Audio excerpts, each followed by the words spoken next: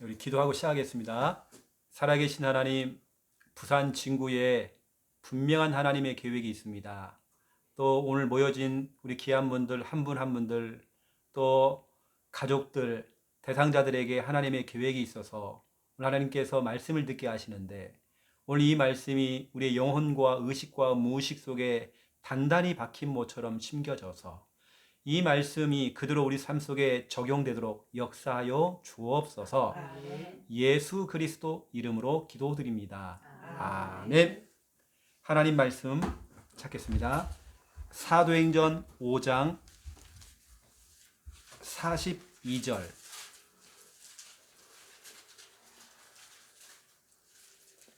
사도행전 5장 42절입니다. 우리 함께 읽겠습니다. 그들이 날마다 성전에 있든지 집에 있든지 예수는 그리스도라고 가르치기와 전도하기를 그치지 아니하니라. 아멘. 우리가 성경을 읽을 때에 항상 이 사람들이 이랬구나, 이렇게 읽으면 참 곤란해요. 이 성경은 하나님께서 나에게 주시는 거거든요. 어떻게 보면 우리 1인칭 관점으로 어쩌면 그들이 그랬잖아요. 이게 누구냐? 바로 나입니다, 여러분. 우리가 바로 날마다 성전에 있든지 집에 있든지 예수는 그리스도라고 가르치기와 전도하기를 그치지 아니하니라. 왜냐, 이것은 지나간 소설책이 아니고요, 지금도 역사하고 지금도 살아있는 말씀이기 때문에 여러분들 그렇게 내게 주시는 말씀, 이렇게 말씀을 들으셔야 되겠죠. 오늘은 구원의 길, 이 구원의 길, 이것이 우리는 날마다, 구원의 길이 우리가 날마다 돼야 되겠죠. 다시 말하면 구원의 길은 오직 예수 그리스도 복음. 여러분이 왜 우리 교단, 왜 여러분 이 단체 속에 여러분이 있습니까? 뭐 순복음도 있고 고신도 있고 성결교단, 순복음교회도 다 있는데 왜 여러분 여기 남아 있습니까? 진짜 우리는 오직 복음 때문이거든요. 복음 때문에. 또 여러분 왜 이 자리에 오늘 왜 왔습니까? 다른 거 없거든요. 진짜로 여러분 전 세계에서 복음만 말해주는 곳이 없어요. 우리 인간은 복음을 들어야 질서가 잡히고, 여지없이 오늘도 풍성한 설교, 깊이가 있는 설교가 우리를 살리는 게 아니라 복음을 들어야 우리 인생의 혼돈, 공허, 흑암이 무너지고 무질서했던 우리 삶이 다시 질서로 잡히게 되어지고 이렇게 되어지거든요. 우리는 구원의 길은 날마다 합니다. 매일이라는 거죠.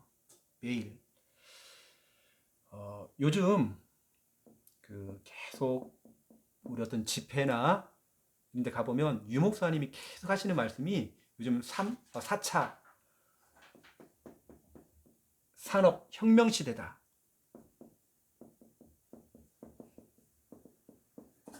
이만큼 지금 시대는 급변하고 있는 어쩌면 그런 시대가 와 있죠.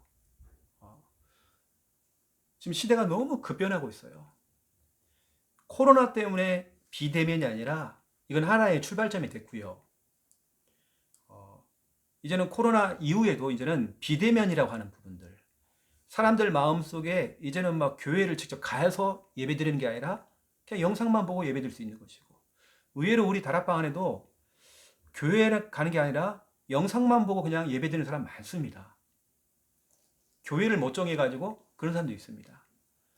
이제 시대가 유목사님 표현대로 진짜로 이제는 비대면, 어쩌면 이런 시대란 말이에요.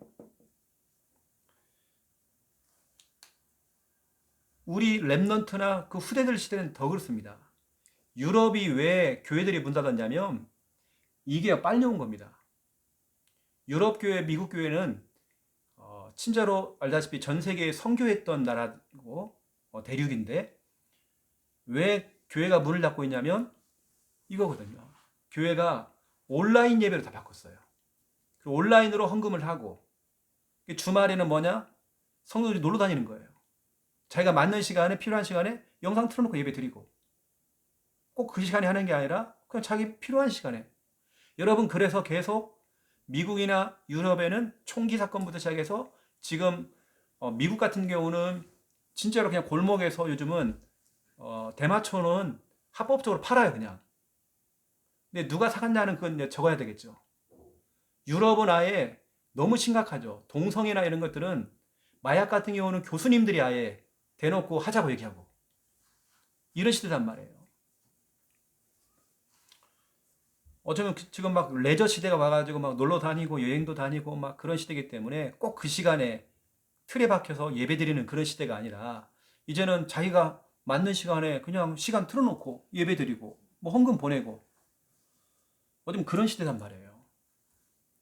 이게 좋은 것처럼 보이지만 유럽 교회가 무너진 이유, 지금 미국 교회가 점점 무너져가고 있는 이유,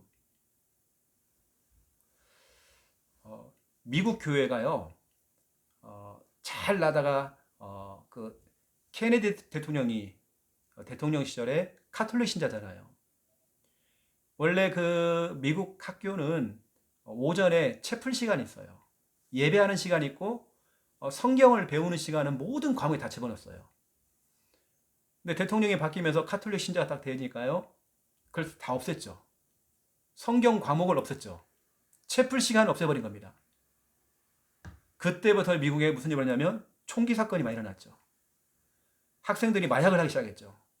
그때부터 그렇게 막 변해버린 겁니다. 본인 자신도 총에 맞아 죽었죠. 이렇게 되는 겁니다. 근데 진짜 아찔한 거, 지금 미국 대통령이 카톨릭 신자예요. 미국의 두 번째 카톨릭 신자입니다. 진짜 아찔하죠, 지금. 지금 유럽 같은 경우는 지금 난리입니다. 어쩌면 4차 산업혁명 시대에 디지털, 어쩌면 이런 시대잖아요, 지금요, 디지털. 어쩌면 지금 막 빨리빨리 막 속도 싸움인 것 같아요. 우리 핸드폰만 봐도 옛날에 뭐 2G 쓰다가 요즘은 5G 막 나오고 막 굉장히 빨라지잖아요, 점점 더요. 우리 옛날에 그 2D나 이런 거 쓸 때도 그냥 인터넷 이런 거 볼 때도 그냥 뭐 이러는가 보다 했는데 요즘 하면 괜히 답답할 거예요, 지금 보면요. 예전에 그것도 빠른 건데 이게 점점 이제 속도 시대가 온 거죠. 이게 좋은 것도 많아요. 그래서 지금 이런 방송도 어떤 라이브를 통해 나갈 수 있는 것이고 유튜브를 통해서도 막 나갈 수 있잖아요. 이게요.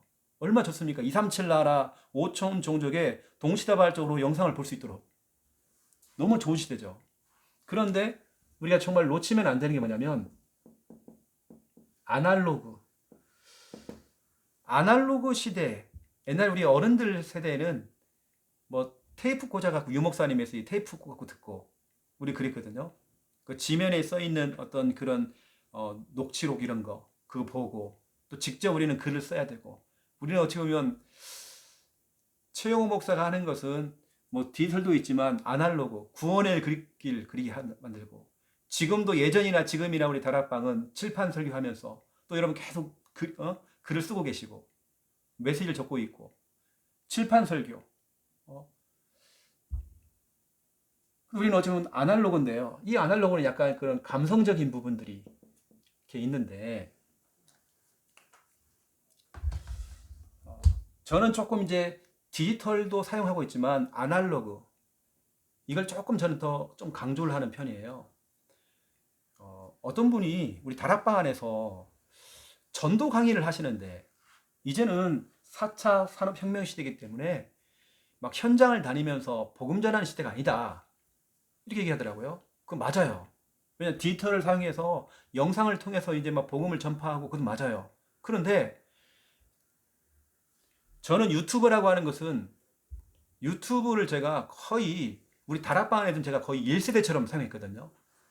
제가 유튜브라는 걸 사용한 지가 벌써 10년이 넘었습니다. 10년 전에는 유튜브라는 게 우리나라에 용어가 별로 나오지도 않았어요. 유튜브라는 게. 10년 전에는요. 저는 이미 유튜브에다가 우리 방송을 올렸거든요. 그런 다음에 한 5년이 지난 다음에 유 목사님도 방송 시대를 얘기하면 유튜버 얘기를 하시더라고요.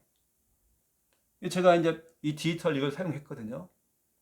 근데 현장은 디지털로 하는 게 아니더라고요. 실제 사람을 만나야 돼요. 접촉을 해야 돼요. 땅을 밟아야 돼요. 현장은 발품을 팔아야 돼요. 예수님 시대에도 발품을 팔았어요. 예수님께 두루다니면서 현장을 밟고 때로는 그 집 앞에 가서 구원일 그리고 우리는 계속 이걸 해야 돼요. 구원일 그리는 거. 어쩌면 그게 다 아날로그거든요. 요즘 아이들은 다 뭐냐면 그냥 이거 뭐냐 이거 가지고 그냥 쳐요 이렇게 타이핑을 친단 말이에요. 우리 아이들 실제적으로 받아쓰기 하잖아요. 요즘 아이들이요. 중학생도 고등학생들 받침 다 틀립니다. 완전히 지렁이 기억하는 거예요. 타이핑은 얼마나 빠른데요. 글 쓰는 게 안 돼요. 애들이요. 근데 우리는 자꾸 아날로그 구원일 그리세요 하는 게 우리는 자꾸 해야 됩니다. 이렇게 발품 팔고 오늘도 어찌 보면 우리 김혜란 권사님이 현장을 밟고 왔잖아. 이렇게요. 땅을 밟고 오고 점집들 딱 돌고 지금 현장 돌고 거기서 구원일 그리고 빛을 비추고 왔잖아요. 너무 잘하신 거죠. 우리가 두 가지를 같이 활용해야 하지 않겠나. 저도 이렇게 유튜브라고 하는 디지털을 오래전부터 제가 이걸 활용을 했어요. 그리고 아날로그를 제가 더 많이 강조를 하죠. 4차 산업혁명 시대에 우리가 지금 시대의 흐름만 따라가는 게 아니라 진짜 예수님 시대에 했던 것처럼 땅을 밟고 사람들을 접촉해서 복음을 전하고 이렇게 한다는 거예요. 그래서 여러분들이 이제 비대면 시대에도 아날로그가 있다는 그런 부분들 여러분 정말 놓치지 마시고 요즘 성도들도 틀린 건 아닌데요. 오늘도 보세요. 다 성경책 갖고 오신 분들은 50%예요. 스마트폰으로 이렇게 딱 보시잖아요. 근데 아이들은 다 그렇습니다. 거의 다 그렇습니다. 아이들은 무겁게 성경책 들고 다니는 거 안 해요. 가볍게 그냥 이렇게 이게 틀린 건 아닙니다. 근데 우리 때는 자꾸 성경을 찾아보고 이렇게 느끼고 이렇게 줄도 그어보고 또 이런 것도 좀 필요하단 말이에요. 그렇죠? 사단이요. 마귀가 디지털 부분을 어떻게 활용을 하냐면 여러분 유튜브에 들어가 보면 우리가 정말 좋아하는 이 복음성가들 여러분들이 정말 좋아하는 이 복음성가들 이렇게 다락방 찬양 외에 그 외에 복음성가들 이렇게 유명한 팀들이 있어요. 찬양팀들. 그런데 그 팀들 배후에는 이런 걸 통해서 속도를 가지고 쫙 퍼져나가잖아요. 음악이라는 금방. 그런데 이게요.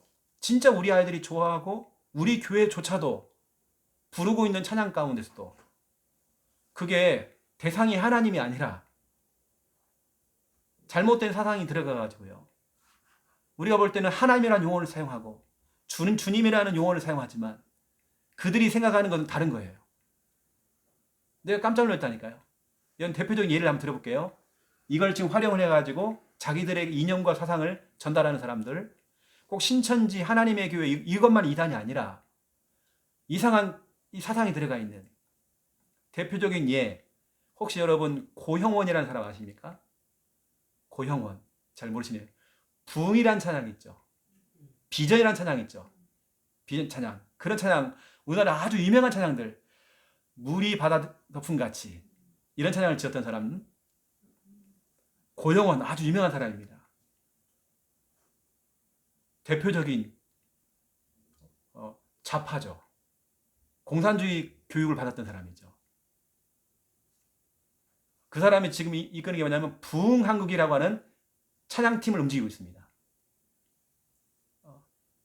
그 팀들이 뭐 하냐면 촛불 집회에 항상 나가는 사람들이에요. 데모하는 사람들. 거기에 뭐 아픔 뭐 이런 뭐 이렇게 뭐 그 아픔 그게 다 뭐냐면 옛날에 세월호의 아이들을 추모하는 노래다. 그런 노래들. 또 대표적으로 요즘 우리 아들이 정말 좋아하는 팀들이 있습니다. 그게 뭐냐면 마커스라고 하는 팀이 있어요. 진짜 유명합니다. 거기에 심종호라고 하는 뚱뚱한 사람 기타 치며 타는 사람. 그 사람의 기타를 한번 보세요. 기타에 뭐라고 딱 들어있는지. 그 좌파의 그 표지에 딱 들어가 있죠. 그 마커스. 또 혹시 여러분 아는지 모르겠지만 어노인팅이라는 팀도 있어요. 위 러브라는 팀도 있어요. 진짜 유명합니다. 요즘 젊은 아이들한테는 진짜 유명한 아예 요즘 대표적인 요즘 가수로 말하면 진짜 대표적인 가수들이 완전히. 또 그러면서 브릿지 임팩트라고 하는 팀이 있습니다. 여기는 대놓고 진짜로 주라고 하는 대상자가 북한이란 말이에요. 우리는 노래를 부를 때 다 좋게 부르잖아요. 그게 아니란 말이에요. 이게 우리가 볼 때는 찬양이니까 좋잖아요. 찬양이라는 걸 속에 엄청나게 지금 이 악한 영들이 들어와가지고, 왜냐하면 이들이 지금 소속된 데가 어디냐면 성서한국, 평화나무. 우리 최근에 부산에서요, 비대면인데 대면 예배로 막 했던 목사님이 계셔요. 왜 교회를 예배를 하느냐 해서 대표적으로 막 교회가 폐쇄되어지고 했던 그 교회를 고발했던 데가 뭐냐면 이 평화나무 기독교 단체입니다. 우리가 볼 때는 기독교 단체니까 그래, 무슨 기독교 단체가 뭐만 하면 막 데모하는 데 있죠. 밀양에 송전탑 세울 때 데모하는 팀들, 이게 다 이 사람들입니다. 우리가 생각하는 하나님, 이 사람의 하나님이랑은 다른 거란 말이에요. 이게 우리가 너무나 익숙한 거예요. 너무 익숙하단 말이에요. 근데 그 아까 말했던 그 팀들이 모든 그 헌금 계좌가요, 유일하게 똑같아요. 다 똑같다는 말, 한쪽으로 모여요. 그게 결국에는 북한을 위한 이런 거란 말이에요. 대표적인 뭐 아까 평화나무, 기윤시라고 그래가 기윤실, 기독교 윤리 실천 운동, 성서한국, 이건 다 김일성을 찬양하는 곳입니다. 왜냐하면 다 여기 출신들이에요. 여기서 교육받고 여기서 사상과 이념을 배운 사람들이 찬양팀을 다 들어가가지고 이렇게 다 움직이고 있단 말이에요. 디지털이라고 하는 건 정말 좋은 건데 이게 사람들에게요 엄청난 지금 영향을 다 주고 있어요. 찬양이라고 해서 다 같은 찬양이 아니라는 거죠. 우리가 그냥 막 부르고 있지만 그게 아닌 거예요. 그래서 우리가 그렇다고 디지털 이것을 무시하면 안 되고 우리 이 시대를 또 따라가야 되기 때문에 이런 방송도 필요한 것이고요. 또 그럼 우리는 발품을 팔면서 현장을 다녀야 되는 아날로그 시대잖아요. 우리는 이런 정서가 있잖아요. 우리는 감성적인 부분들. 그래서 우리가 왜 자꾸 구원의 길을 강조를 하는지 여러분 좀 아시라고요. 요즘 아이들에게는 그냥 같은 걸 계속 반복시키면 별로 안 좋아합니다. 그냥 디지털 시대에 자꾸 새로운 것들이 나오고 있는데, 근데 우리는 아날로그, 우리는 또 쓰고 막 하는 그런 아날로그, 좀 약간 이런 감성적인 부분들, 이런 게 더 필요해요. 요즘 아이들이 전체 감성적인 게 많이 사라졌어요. 그냥 막 속도 이런 거. 그래서 제가 오늘 중요한 부분을 좀 얘기할 건데요. 첫 번째 1번입니다. 여러분 1번에 보시면 우리의 제가 자주 쓰는 단어인데 최고의 전략이 있습니다. 여러분이 어찌보면 할 수 있는 최고의 전략, 초대교회가 사용했던 전략, 그 전략이 뭐냐면 날마다 전략이거든요. 그래서 오늘 제목도 구원의 길 날마다인데요. 날마다 전략. 쉽게 말하면 시도 때도 없이 한다는 거예요. 구원의 길. 너는 왜 맨날 구원의 길만 하냐? 아닙니다. 구원의 길 이 복음은요. 날마다 시도 때도 없이 하는 거거든요. 초대교회는 사도행전 2장 46절에 보니까 그들이 날마다 마음을 같이하여 성전에 모이기를 힘을 썼대요. 이들은 날마다 모이는 전략이에요. 날마다 같이 모여요. 날마다 소통을 해요. 꼭 직접 만남을 안 갔더라도 카톡을 한다든지 자꾸 소통이 되는 거죠. 날마다 소통. 그리고 사도행전 5장 42절 오늘 본문이죠. 그들이 날마다 성전에 있든지 집에 있든지 예수가 그리스도라고 가르치기와 전도하기를 그치지 않았다. 초대교회 전략은 날마다 해버리는 겁니다.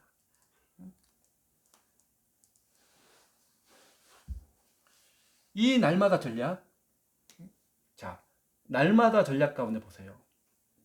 초대교회 안에 교회 밖에 문제가 딱 생긴 겁니다. 그 문제가 뭐냐면 사도행전 5장 33절 그들이 듣고 크게 노하여 사도들을 없이 하고자 할세 막 죽이려고 해요. 그리고 40절입니다. 막 채찍을 막 때리면서 막 또 죽이려고 해요. 다시 말하면 교회 밖에서는 어마어마한 핍박이 왔어요. 환난과 핍박이 온 겁니다. 그리고 교회 안에는, 초대교회 안에는 늘 싸움이 있는 거예요. 싸움. 이게 뭐냐면 사도행전 6장 1절 2절입니다. 헬라파, 히브리파. 여러분, 히브리파라고 하는 것은 원래 유대인 가운데 믿고 돌아온 사람이고, 헬라파는 뭐냐면 불신자, 완전 불신자 가운데 돌아온 사람이. 이 사람들이 자꾸 부딪히는 거예요. 서로 분쟁하고 싸우고. 이 교회 안에도 교회 밖에도 자꾸 문제가 생기는 겁니다. 그런데도, 그래서 보세요. 여러분, 가정 안에 가정 밖에, 여러분 직장 안에 직장 밖에, 교회 안에 교회 밖에, 이러한 문제 저런 문제 오만따만 문제가 생겨도 그들이 날마다 변함없이, 이런 일 저런 일 다 생겨도 우리는 변함없이 날마다 성전에 있든지 집에 있든지, 다시 말하면 어느 장소에 있든지 예수가 그리스도라고 가르치기와 전도하기를 그치지 않았다. 이게 바로 초대교회의 전략이라는 것입니다. 우리 다락방맨들은요, 다락방 피가 흐르고 있어요. 우리는 정말로 이거거든요. 어떠한 상황 속에 우리는 오직 복음으로 들어가야 돼요. 유 목사님 말하는 138, 우리는 이쪽으로 들어가는 거죠. 어떠한 경우에도. 이것뿐만 아닙니다. 사도행전 19장 9절이죠. 두란노 서원에서 그들이 날마다 강론하고 날마다 모였대요. 날마다 모여서 훈련받고. 이게 최고의 전략은 다른 게 아닙니다. 날마다 전략. 여러분, 날마다 하는 사람들, 이런 사람들은 별명이 있습니다. 그 사람들의 별명, 마포자. 마귀가 포기한 사람이에요. 여러분, 그 정도 돼야죠. 우리 김혜란 권사님이 계속 복음 속으로, 구원의 길, 현장 돌고 계속 직장 일을 하면서도 시간만 되면 이쪽으로 자꾸 들어가는 거예요. 그러면 제가 볼 때는 김씨 가문이에요. 이 지역도 마찬가지지만 김씨 가문, 즉 강원도에 있는 우리 가족들부터 시작해서 김씨 가문에, 특히 가족 가운데 통일교 가족이 있고, 그렇죠? 마귀가 포기한다니까요. 날마다 하는데요. 날마다 빛을 발하는데, 날마다 구원의 일 그리면서 복음에 집중하는데요. 날마다 138 하고 있는데 마귀가 견디겠습니까? 못 견뎌요. 제가 여러분에게 말씀드렸잖아요. 감히 우리 집 근처에 점집이 들어왔어요. 무슨 보살 해가지고. 겁도 없이 들어왔어요. 그럼 저는 뭐냐? 날마다입니다. 날마다 거기 지나가요. 날마다 지나가다 기도해요. 계속 기도합니다. 마귀가 포기합니다. 두 손 두 발 다 듭니다. 그래서 우리 교회에 지금 지역마다 지금 순회팀들이 있잖아요. 곳곳마다 지금 순회팀들이 계속 올라오잖아요. 사진 찍어가지고 막 점집들, 막 절간, 막 사진 찍고 그 앞에서 막 신앙 고백하고 구원의 일 그리고 해가지고, 우리 진해에 있는 팀들은 하루에 100군데 넘게 현장을 다녀요. 그런데 보세요. 이번 주도 점집이 갑작스럽게 다 없어져 버렸어. 근데 마귀가 포기하는 겁니다. 여러분 가문에, 여러분 집안에, 시댁 가문, 친정 가문에 마귀가 완전 정말 포기할 만큼, 여러분 그 정도 해야 됩니다. 예를 들어서 이게 여러분 자녀예요. 여러분 자녀란 말이에요. 이 자녀가 하나님의 형상을 가지고 있고 교회를 나오고 싶어. 근데 마귀가 지금 잡고 있는 겁니다. 그 영혼을 잡고 있는 겁니다. 근데 여러분이 포기하지 않고 뭐냐면 계속 그 영혼을 두고 기도하고 구원의 일 그리면서 빛을 발할 때 마귀가 포기한다니까요. 그럼 이 사람이 풀려나오잖아요. 저는 정말 이 응답을 받았거든요.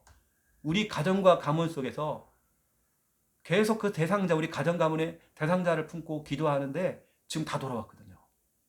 우리 집안이 복음화가 돼버렸어요. 완전히 불도가 심한 집안이 다 지금 예수 믿고 있어요. 우리 밑에 있는 후대들 한 명도 빠짐없이 우리 다 다락방입니다.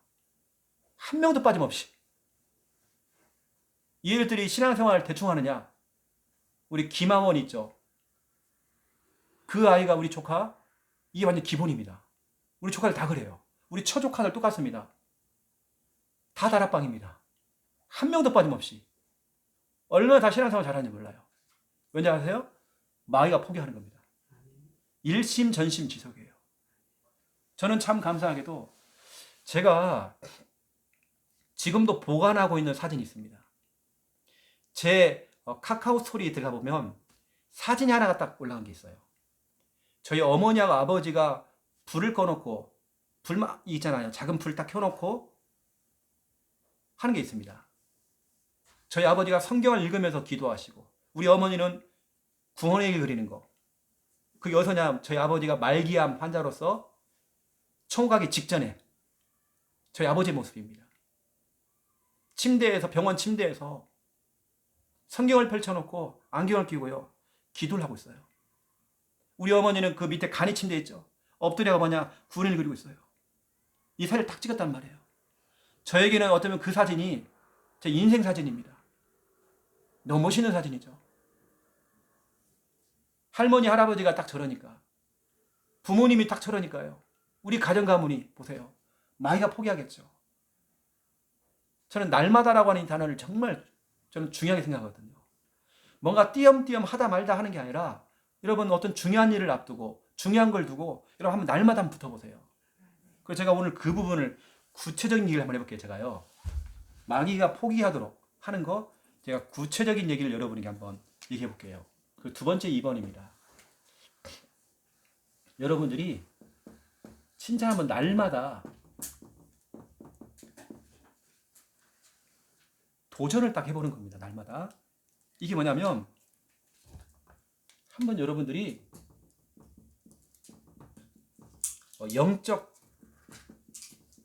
영적인 전쟁을 선포해 보는 겁니다. 저는 육신적인 부분에서는 악발이는 아니거든요. 그런데 영적인 부분에서는 좀 악발이에요. 뭔가 안 되는 거 있으면 저는 영적으로 붙어버려요. 기도로 붙든지 구원을 그리든지 하나님께 정말 진심으로 정말 예배를 드리든지 영적 전쟁을 한번 선포해 보는 겁니다. 오늘 여러분 이 시간 말씀을 들으면서 그래 지금 마귀에게요 흑암에게요 도전장을 내밀고 한번 붙어보는 겁니다. 지금까지 우리 가정 가문에 시댁 가문 친정 가문에 얼마나 이 마귀 놈이 재미를 보고 지금까지 얼마나 그런지 몰라요. 한 번은 여러분 제대로 한번 싸워줘야죠. 그 싸우는 방법이 날마다 전략이라는 거예요. 마귀가 못 견딜 정도로 포기할 마포자, 마귀가 포기한 사람이잖아요. 여러분 마포자가 정말 되려면 날마다 전략 이렇게 하는 겁니다. 여러분 가문에 어떤 흐름이 있어요. 가문의 저주, 가문의 재앙, 가문에 계속 흘러가고 있는 어떤 흐름이 있어요. 가문의 흐름. 그 흐름을 여러분들 한번 결박해야 되거든요. 만약 여러분 시댁이다. 그러면 시댁에 뭔가 흘러내려오는 질병이 있고 어떤 경제 문제가 있고 어떤 보니까 자꾸 이혼을 해요. 정신 문제가 가진 사람이 있어요. 여러분 그것도 있잖아요.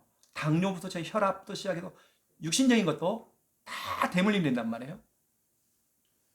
뭔가 가문에 흐르고 있는 것도 있어요. 어떤 집안은 자꾸 대대로 자살을 해요. 정신병자 꼭 나와. 뭔가 여러분 가문에 꼭 사람들이 너무 착해가지고 보증 잘못 써가지고 또 빚 문제 이런 거 가문의 흐름이 있습니다. 이런 거 찾아내셔야 됩니다. 어떤 건 성격적인 거 있죠. 우리 가문의 성격. 우리 최씨 가문에는요. 그 똥꼬집 있어요. 꽁 하는 거 있습니다. 그거 꺾어야 되거든요. 그 잘못된 어떤 생각들. 어떤 사람은 막 욱하잖아요. 이게요. 그 가문의 흐름이에요. 이걸 여러분들이 한 번 정도는 정말 영적 전쟁을 선포하면서 붙어야죠. 어떻게 보냐? 구원의 길. 그러면 날마다 한번 붙어보는 거예요. 한번. 성경이 말하기를 창세기 12장 1절부터 9절에 아브라함이 이걸 시작한 겁니다. 아브라함도 그의 아버지도 원래는 우상숭배했던 사람입니다. 근데 아브라함이 진짜 한번 그걸 한번 싸운 겁니다. 우리 아버지가 우상숭배를 그렇게 많이 했는데 왜 우리 집안은 이렇게 자꾸 망하지? 왜 자꾸 실패하지? 우리 형제 왜 하라는 왜 죽었지? 우리 아버지는 왜 객사했지?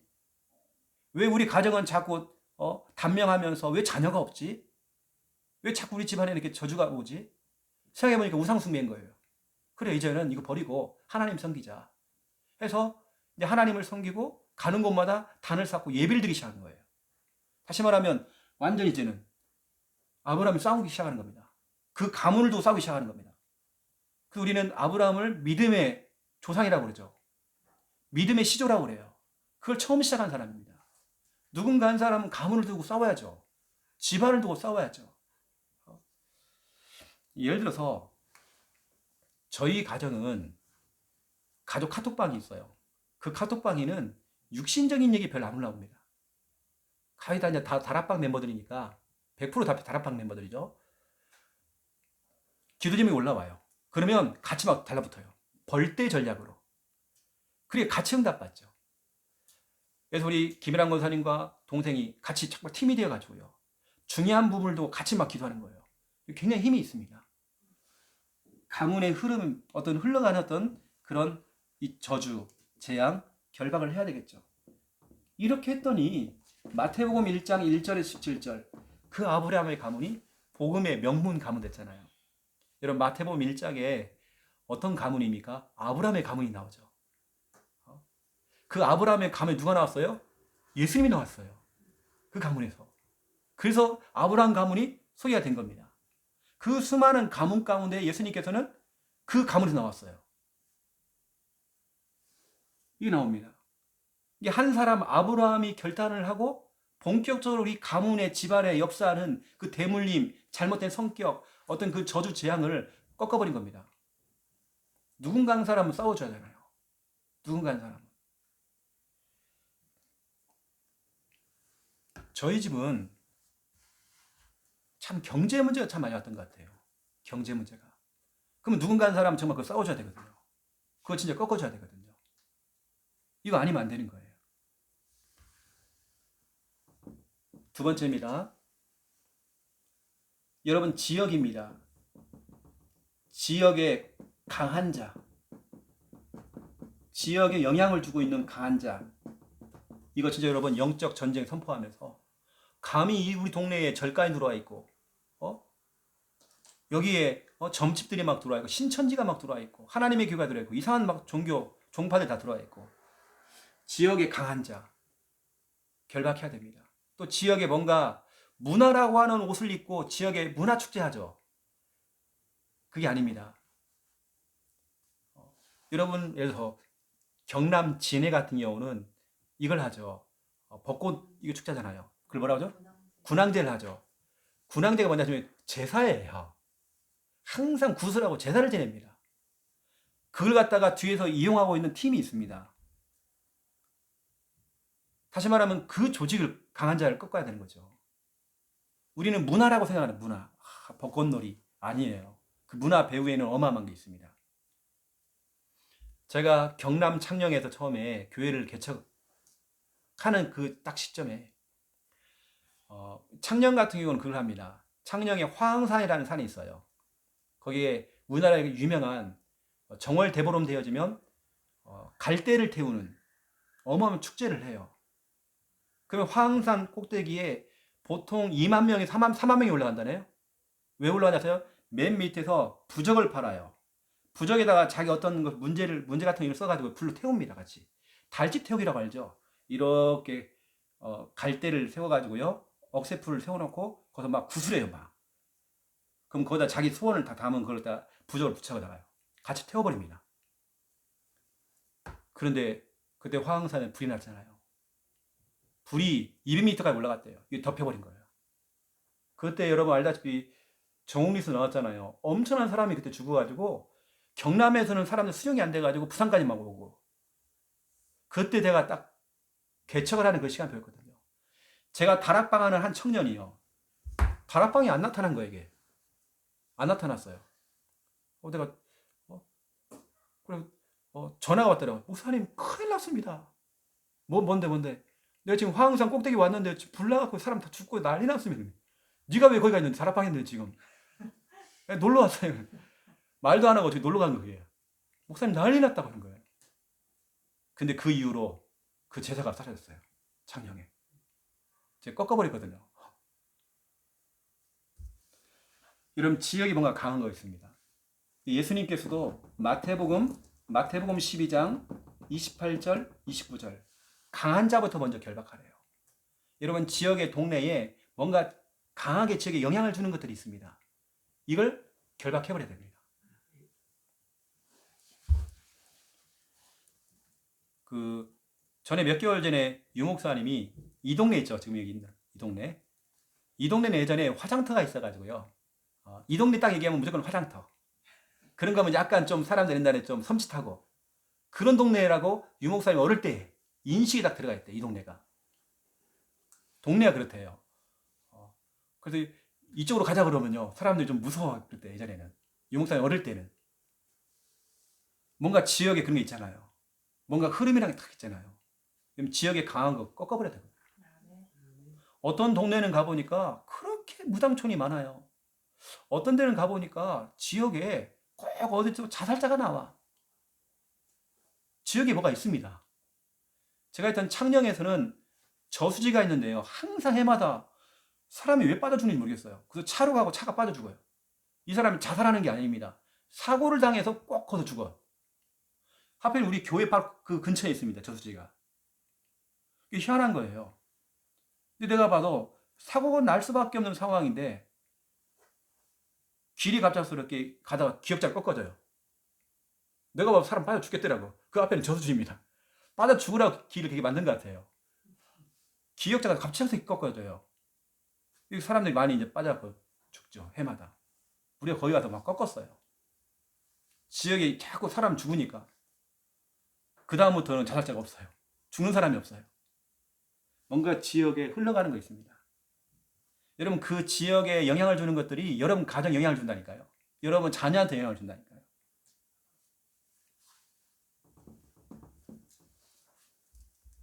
그리고 여러분 자신의 나의 약한 부분이 있죠.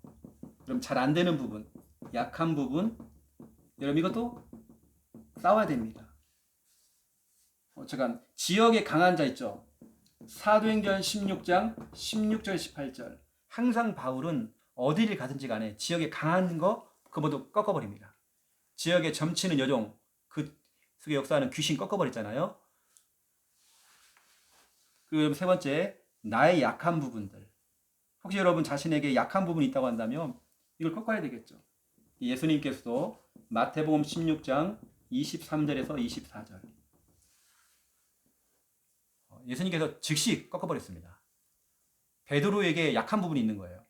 사탄아 뒤로 물러가라 하면서 즉시 결박하셨습니다.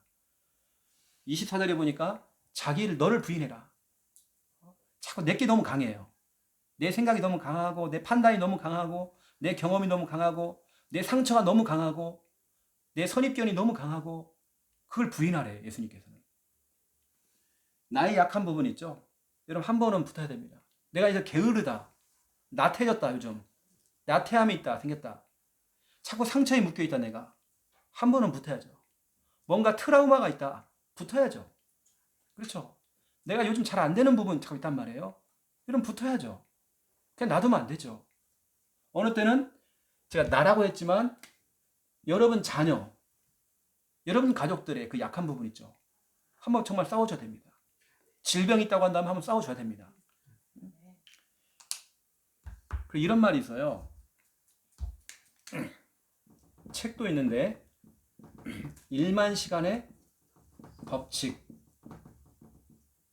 이런 책이 있잖아요. 아주 유명한 책이잖아요. 노벨상을 받은 사람들 연구해봤더니 어떤 한 분야에 그 한쪽 분야에 1만 시간을 투자를 했대요. 1만 시간을 하려면 만약에 10년이다 그러면 하루에 뭐 8시간씩 집중하면 된대요. 그러면 노벨상을 받든지 그 한 분야에서 전문이 된대요. 이게 1만 시간, 만 시간의 법칙입니다. 그 한 분야에 그래서 요리를 한다 그러면 그 한 분야에 이만큼 투자를 해보는 거예요. 그 한 분야에. 제가 하고 있는 이 구원의 길이나 이런 것들이 그냥 나온 게 아닙니다. 제가 진짜 오래전부터 부교육자 시절부터요. 진짜 해봤던 그 한 분야에 이렇게 된 거예요. 여러분은 아신지 모르겠지만 저는 어디 가면요. 구원의 길 하나 가지고 제가 먹고 삽니다.